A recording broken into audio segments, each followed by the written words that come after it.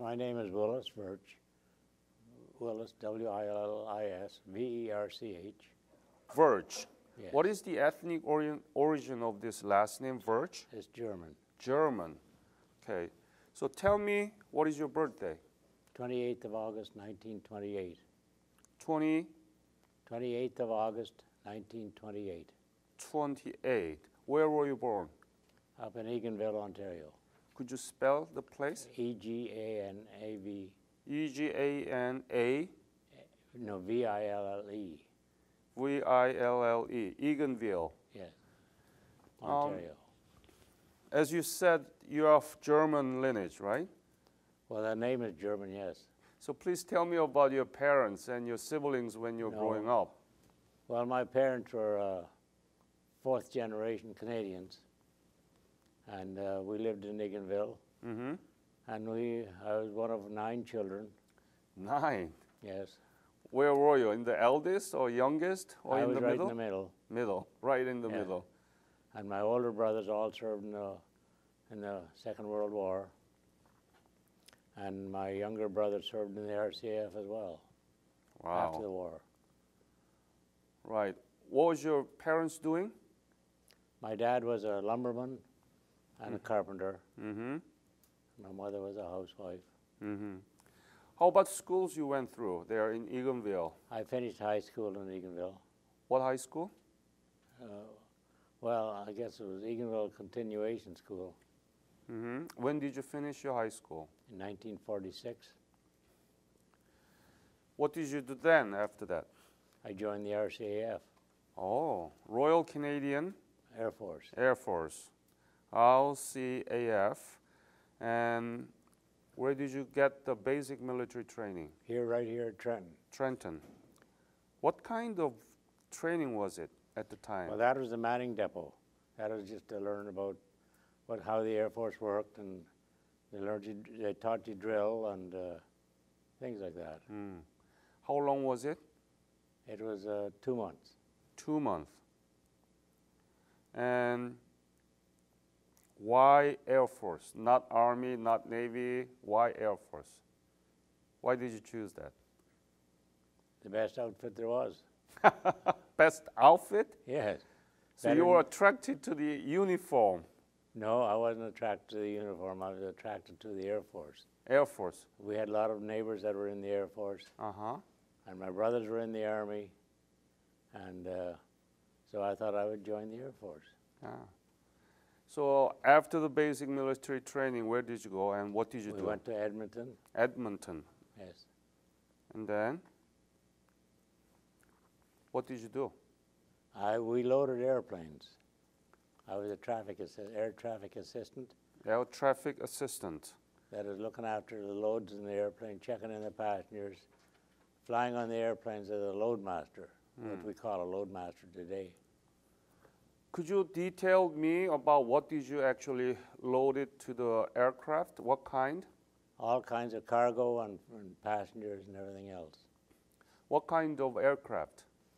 At that time, we were loading Dakotas. Dakotas? The Dakotas, the C-47. C-47. It's a big, huge cargo airplane? Yes. Well, it was big at that time. It's not big now. Any other aircraft that you work with? Out there in Edmonton? Yeah. No. No. What was the unit name? 435 Squadron. 435 Transport Squadron. Transport Squadron. And we were a little subsection called 1AMU, 1 Air Movement Unit.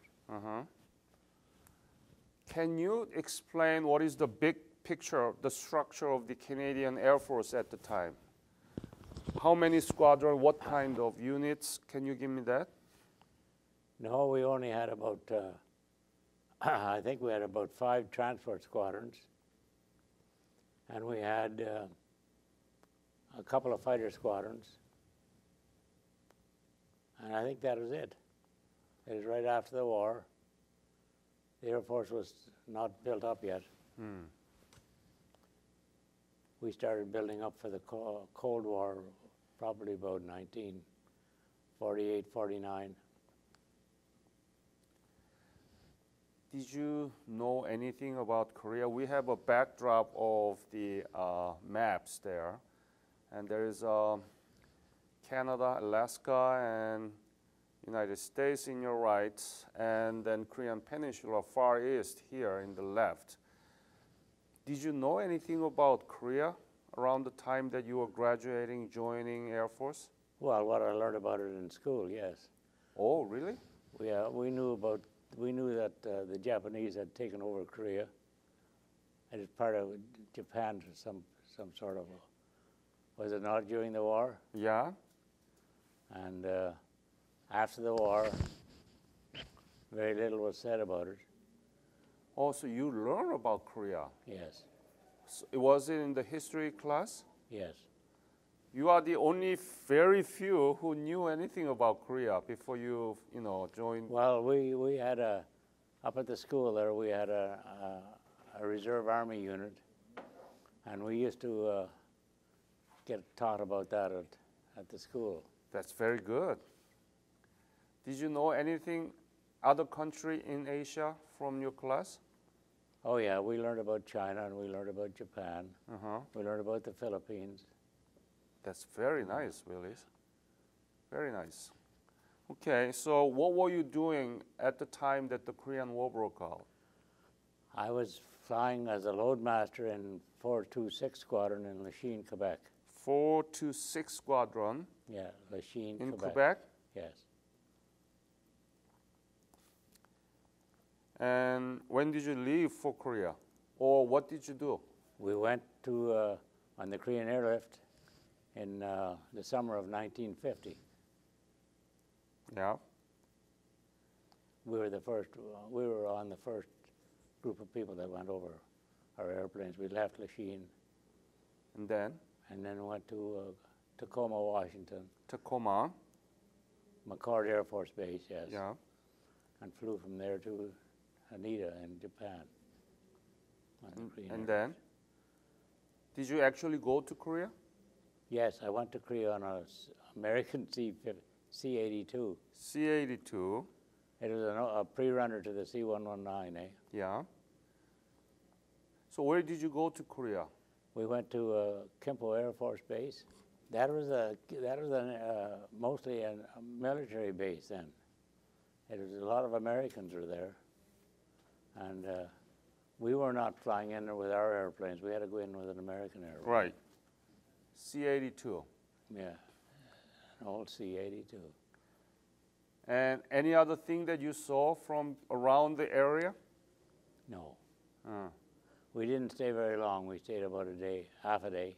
half a day. Yeah, and came back. What was your mission? What did you carry from Japan to Kimpo? We carried, I think they were rockets.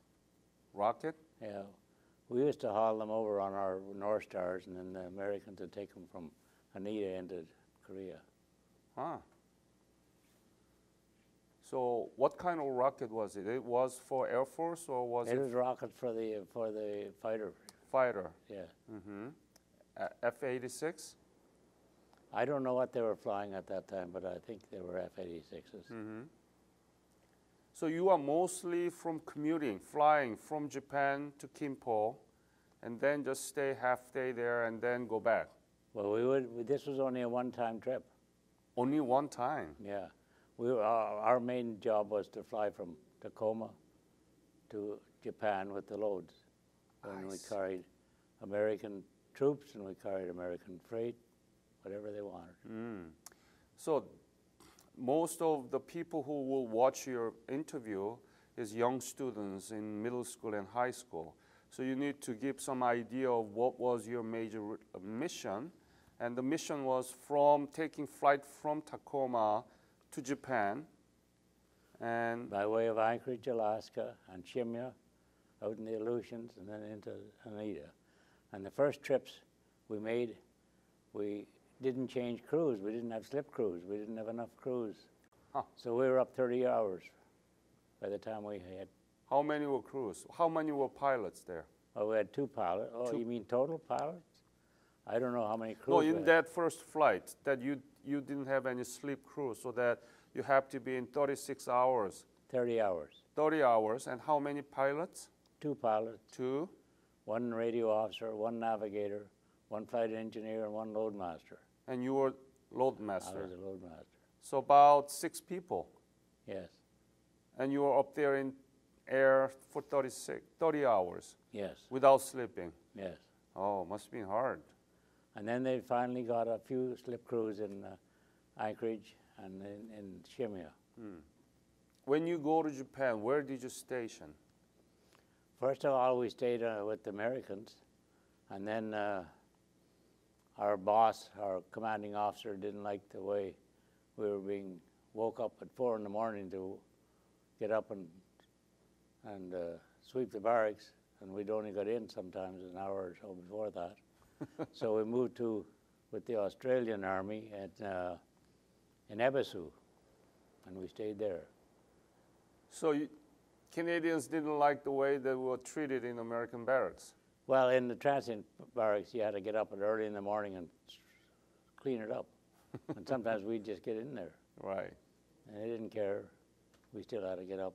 Wow. So our sleep was interrupted, and so we moved over to Ebisu with the And Australians. how did Australian barracks treat you? Well, Was it better? yes. Why? Well, we had our own barracks, and nobody bothered us. That's good. Yeah. Ebisu was a place where the Japanese tested their subs, where the people would ride on the top of them and on the torpedo and direct it into the ship. So that spot was still quite what should I say, being used.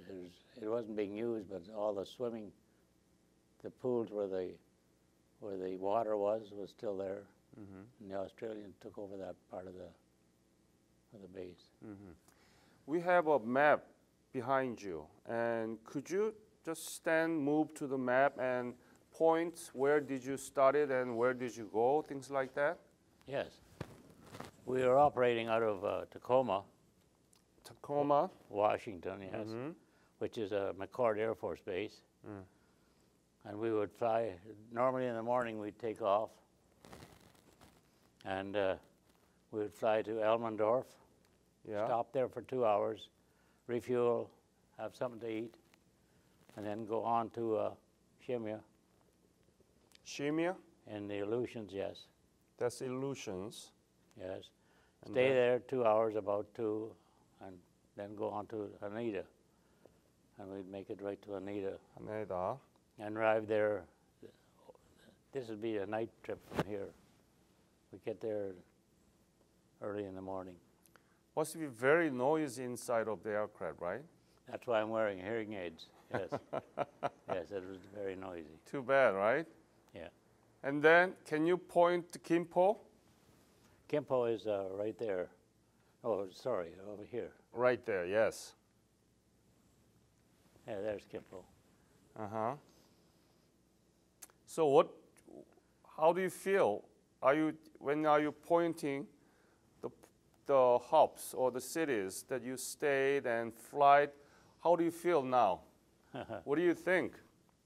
Well, we were lucky. One year we were coming back. One day we were coming back from Haneda to Shimia, and the only alternate to Shimia would be Adak. And there was a point here where you had to make up your mind where you were going to go. Shimia was going to be closed in, but they said, you'll get here before it closes in. And when we got there, it was closed in. And the pilot, Gordy Webb, managed to land it in thick fog. It was so thick that the airplane, we couldn't taxi it. We didn't know where we were going. And the Americans had to come out and tow us in. Any episode you remember specifically that was kind of dangerous? You have almost lost your life, or any episode that you want to share with me? No, only that one of Gordy Webb landing it in the fog, in the dense fog. If we hadn't have landed, we didn't have enough fuel to go to an alternate. What happened? Well, Why? he landed okay. Mm-hmm. Below limits it was, but there was no other choice. Mm. We were all up in the cockpit looking out the windows, making sure that the lights were down underneath. But Shimei is a big runway, and it's quite wide, eh? Mm-hmm. So Quite okay. we landed okay. Mm. So you just been to Korea just once? Yes. Uh-huh. Yeah, our mission was to fly only the stuff to Anita. And we hauled a lot of American troops on those trips. Mm-hmm. How much were you paid? What was your rank and how much were you paid? I was an LAC, which is the same as a private. Private. And I think my pay every 2 weeks was $17.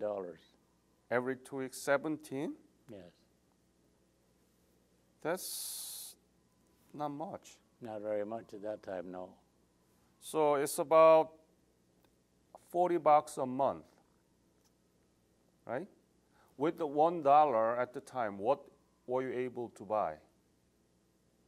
Not very much.